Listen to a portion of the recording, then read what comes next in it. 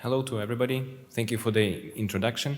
So my name is Dmytro, and I'm a PhD student at Polytechnique Montreal under Professor Komch, and I'm working on, I'm going to talk about how we can make the robotic systems more safe using AI. And I want to begin by asking you a question. How many of you think that the GPT moment of autonomous robotic systems will come in the next years? You can lift your hand. So from what I see, it's the majority of you, and it's the point of view that I share, and a number of experts share this point of view, that in the next years we'll see more and more of autonomous manipulators, autonomous drones or autonomous cars in the everyday environment as well as manufacturing environment. However, before we can actually use these systems, we must ensure that they are safe. We don't want them to cause any accidents or to do any harm to anybody.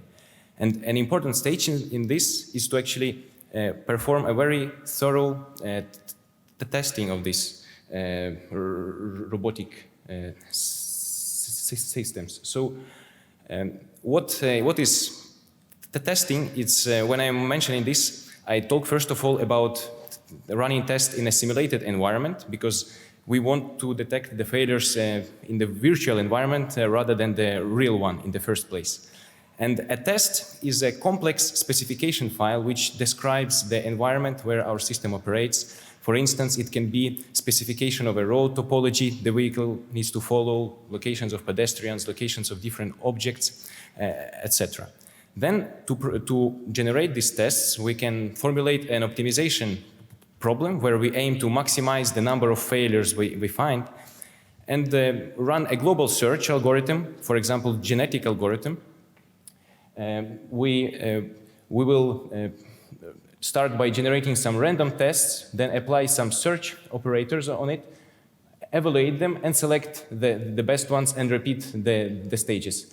But here the bottleneck is the evaluation, where we need to run a complex simulation and it takes a lot of time. So we need to ensure that this algorithm is as efficient as possible. And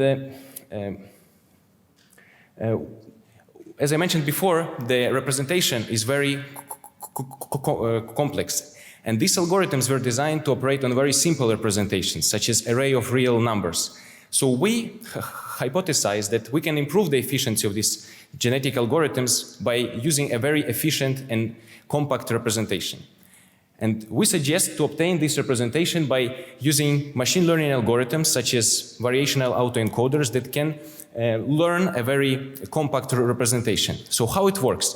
We collect a data set of initial test scenarios, like a big data set, for example, 10,000, on the order of 1,000 scenarios.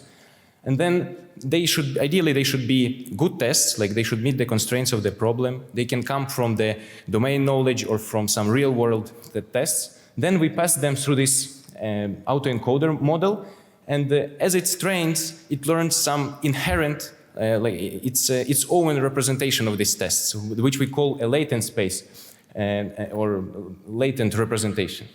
So what we can do next, we can take this latent space that our autoencoder learned and generate new, we can sample it and generate new tests. But they will be represented in a very compact form, which is very good for our genetic algorithms. Then we will run genetic algorithms with this compact form.